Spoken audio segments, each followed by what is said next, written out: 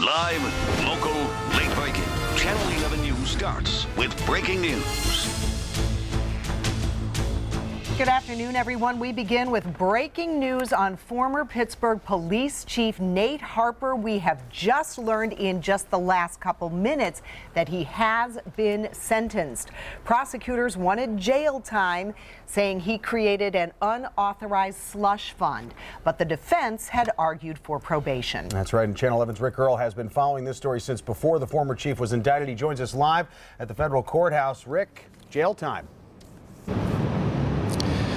Yes, that's right, Joe. The judge just handed down the sentence. Nate Harper now will spend 18 months in a federal prison. Of course, his attorneys were hoping to avoid that. They wanted community service or in-house electronic monitoring. And this morning they presented a host of witnesses. There were 10 witnesses in all, character witnesses testifying on behalf of the chief, saying what a good man he is, how good he's done for the community. But that did not persuade the judge. Again, she just sentenced him to 18 months in federal prison.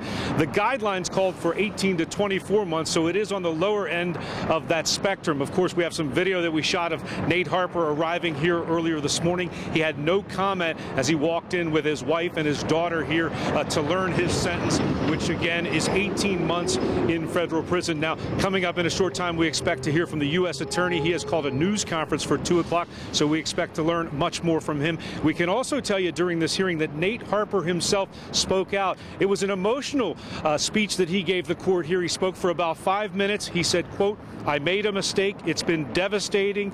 It's tarnished the law enforcement community, my family, my wife, my children. I am a broken man. I can't tell you why I made that mistake. It was a lapse in judgment." Again, Nate Harper spoke for about 5 minutes, attempting to persuade the judge to give him house arrest or community service. But again, the judge here making an example of Nate Harper and giving him 18 months in federal prison. Of course, he pled guilty back in October to stealing city funds, diverting city funds to a slush fund account, and then using those city funds for his own personal gain. Nate Harper did that and pleaded guilty back in October, and again just sentenced here minutes ago. Now, my colleague Alan Jennings is up in the courtroom right now getting the final details of this sentence, and we expect to hear from Nate Harper's attorneys, Bob Del Greco and Bob Light, when they leave the courthouse, and then later on we will, of course, hear from U.S. Attorney David Hickton. But that is the very latest here at the federal courthouse downtown. Again, the sentence calls for 18 months in a federal prison for former police chief Nate Harper. Back to you guys. All right, so jail time for Nate Harper. As Rick said, the judge making an example of him. We have a team of reporters staying on top of this very big story. You can look for continuing coverage and reaction to the sentence tonight at 5 here on Channel 11 News, and of course anytime online at WPXI.com. Here is Bob Light coming out of the federal courthouse right now. He is Nate Harper's attorney. He is followed by Bob Del Greco. Mr. Light, can we get your reaction to the sentence of 18 months for Nate Harper? Well, we're extremely disappointed in the sentence. We believe that the court had ample reason to consider leniency on behalf of Mr. Harper. Again, we're extremely disappointed, but as the judge said, he violated a public trust, and that's what she's depending on. Mr. Harper, can we get your reaction? Mr. Harper, what do you have to say about 18 months in federal prison? Can you tell us anything, Mr. Harper? Do you have anything? What do you say to the taxpayers?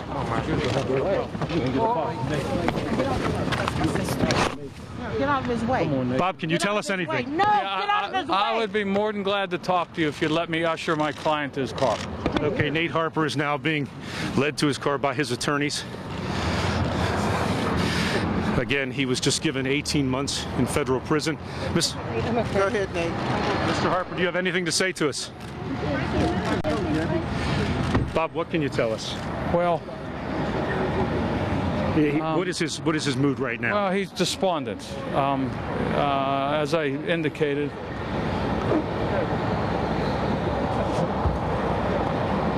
Nate, where are you going? Is he? John, over here. Mr. Harper's getting back out of the truck. All right, we're just going to roll with this right now. Mr. Harper is back down here with his wife, we believe. This is Cynthia Harper. She's a former police officer as well. Excuse me. Nate, do you have anything? Do you have anything to add? Excuse me. Excuse me. Excuse me.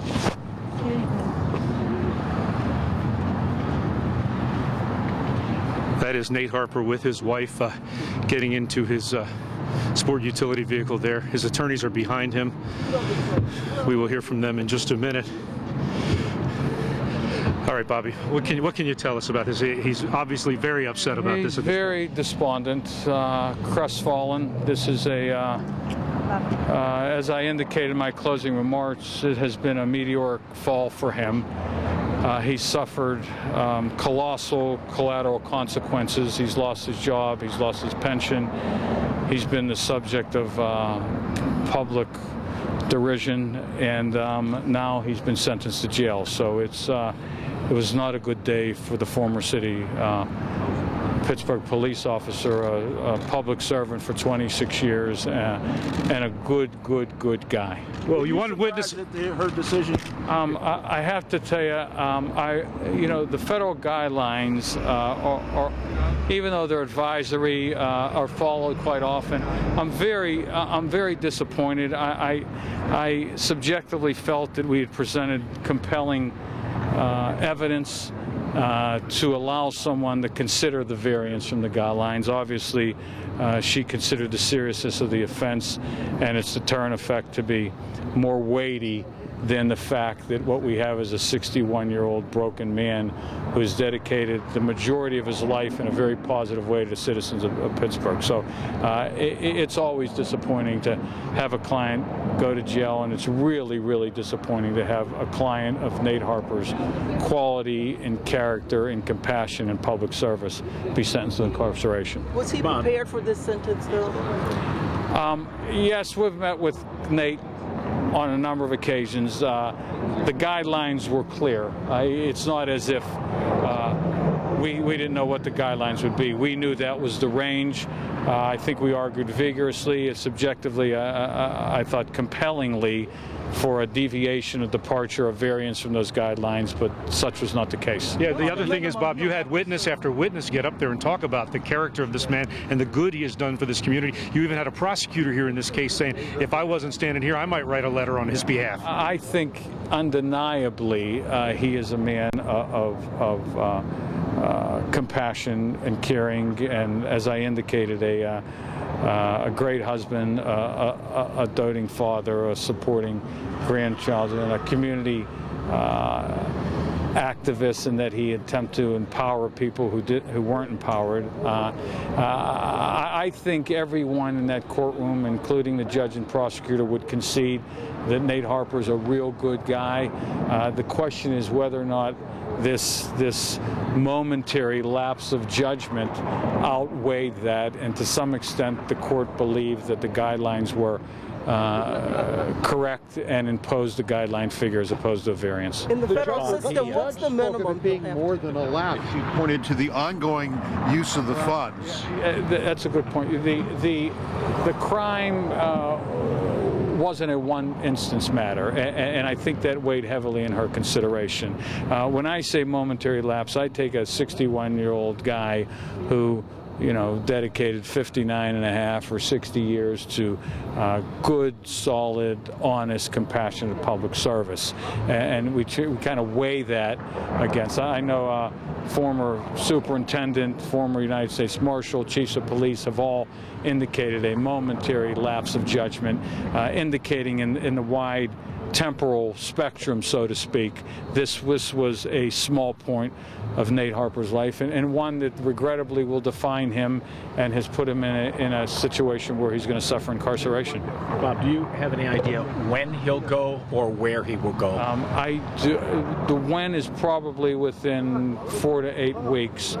The where, in all probability, will be minimum security, and I would suspect that some policy would put him in a situation where there's protective custody, because as former Commander Friedman indicated, former chiefs of police and cops aren't generally well received in the general population of prisons.